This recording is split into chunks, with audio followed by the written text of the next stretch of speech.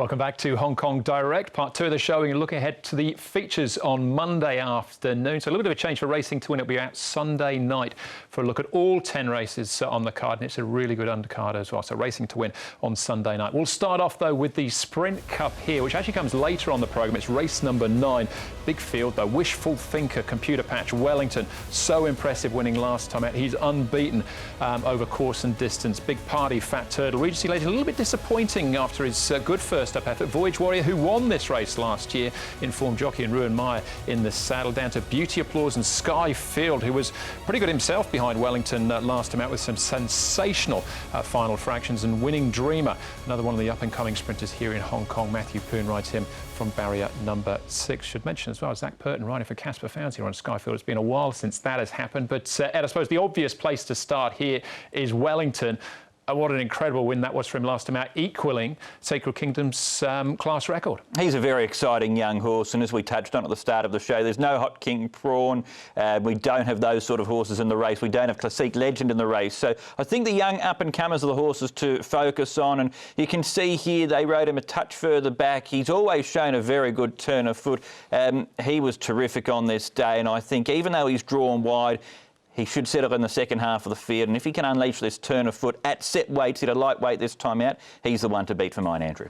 Yeah, Sky Field, it should be said about him, Wellington had 2 sub-22 second fractions there coming home, and Skyfield did as well. Computer Patch, that was a really good effort from him, and he's, what, £8 better off as well? So it's clearly on that, he's got to be a player, hasn't he? That's a big difference in the weight, certainly. He was up on the speed, he travelled really well in that race, and he still was able to hold the rest of them at bay. The weight conditions of this race certainly help him. You know that he's going to be up on the speed making his own luck, and we saw what he did earlier on in the season when he won the National Day Cup. So he's one of the main hopes in the race as well too. All right, well, we'll come back and talk about a couple of the others again in a moment or so, but Wellington's trainer is Richard Gibson. I'm sure he's delighted to have a horse of his calibre on his hands. Let's hear from him out at track work on Friday morning. Richard, Wellington, were you impressed by the way that he won last time out at Sha Tin at Class 1 level? Of course, everyone likes to see horses win like that. He was, he's very impressive on the day, wasn't he? He was. That's some turn of foot that he's got too, Richard. Sure, absolutely, yeah. He showed a lot of power, and he went past them very well, off a very lightweight. Is that the best way to ride him, do you feel, rather than have him closer? Yeah, probably. I think his best 2 races we've seen him just take a bit of a hold. So that's another sort of quiver in his bow, so to speak. So he's beaten some of the best sprinters in Hong Kong under handicap conditions.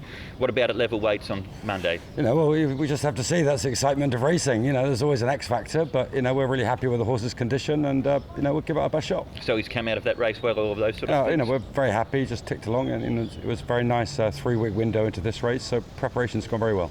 Has he surprised you how he's taken that step up now to group level from where he was earlier this season? He's always shown a lot of ability, this horse. It was just a question of getting him right, and I'm pleased we were patient with him at the beginning of the season, and it's bringing its rewards now. And just a final one, Richard, what about the barrier with him? Well, I think I told one of your colleagues that, sure, but this is horse racing, and good horses have to adapt, and he's got to adapt it accordingly as well.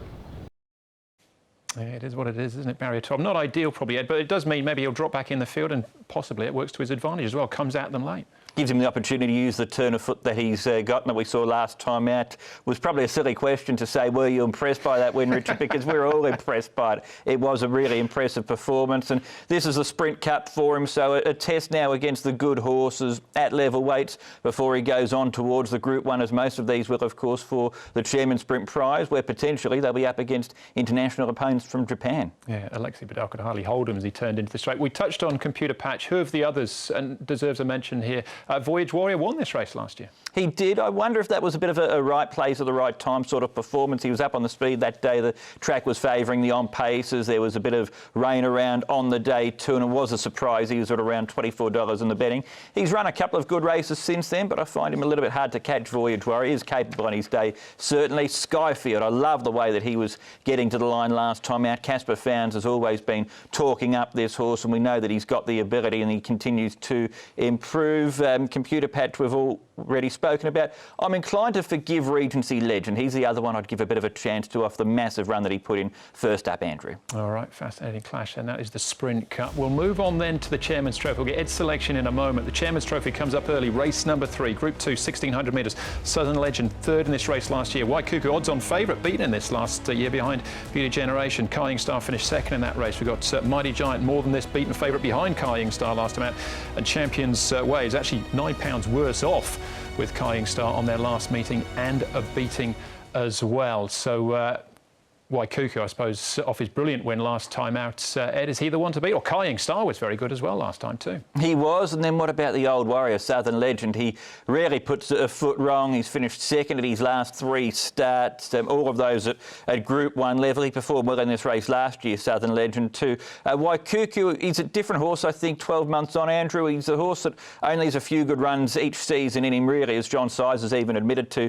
But because he started this season later, I think that helps him out. This was a big win from him in the Queen's Silver Jubilee Cup. Smaller field this time, though. I think that Kaying Star, given that he's got less weight to carry, the other two, Southern Legend, Waikuku, of the £5 penalty for being Group 1 winners, I think Kaying Star might take a bit of catching in the lead in this race. All right, OK. You just saw Mighty Giant closing off quite strongly there. Ed was also out at track work to catch up with his jockey, Neil Callan, to find out how he's been off his last start run.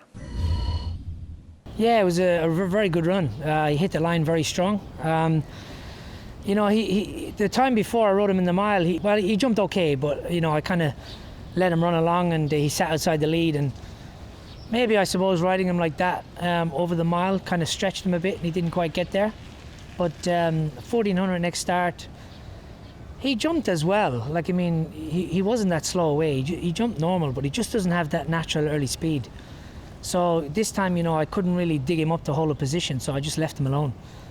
And I just let him travel into the race, and it's, you know, it's probably his best run at that level, you know, he's ever had. So, you know, he's got a good draw. It's the same horses. It's a small field. It's going to become tactical. We know he's going to lead. We know he's going to sit wherever.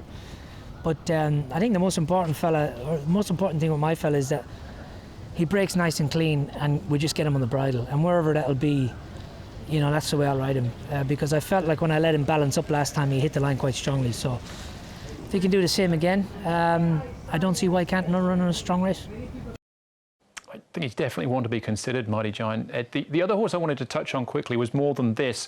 It hits a flat spot on the home turn and then finishes off very strongly. What do you think of his chances? He's been trialling well, and his last couple of runs have been quite good as well, Andrew. He got to the line really strongly in this latest performance. So he's had 3 runs now. He's 4th up going into this race. We were talking about him as being one of the big contenders for the 4-year-old series about 18 months ago. He hasn't quite lived up to that, but I do think he's getting towards his best.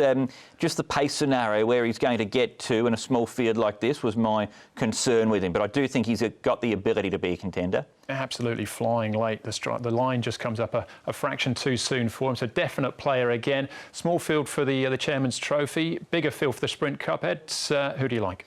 I think we're united in our pick for the Sprint Cup, Andrew. I'm with Wellington. I think you will be too. And then, of course, in the Chairman's Trophy, I'm going to go for Kaying Star to take on Waikuku. I just think he'll get the race run to suit. He's got less weight to carry. He won't have to do any work from where he's drawn. And I think that Zach Purton, who's won the last couple of editions on Beauty Generation, I think that he can get another one here on Kaying Star.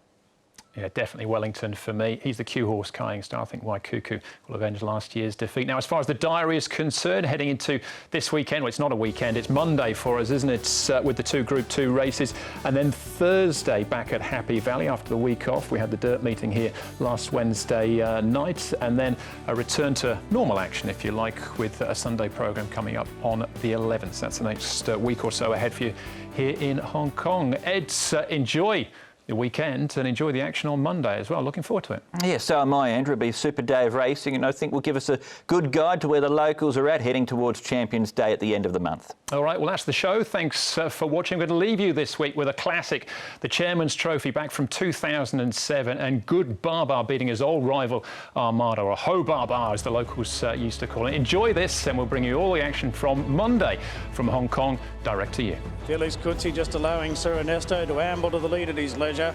Takes him over closer towards the rails now and leads out by a length and a half on Helene Pillaging, who's not being pushed to go into a forward spot, just sits up a handy second. Happy Owner third, and White's able to put the short price favourite Armada into fourth in a lovely trailing position. Good Barbar's going to track the favourite everywhere he goes. Then Joy for Winner, and Bowman's Crossing is last. The lead split in 25-1. Sir Ernesto free striding in the lead by a length and a half to Helene Pillaging. Armada now goes into a clear third with Happy Owner dropping down to the paint.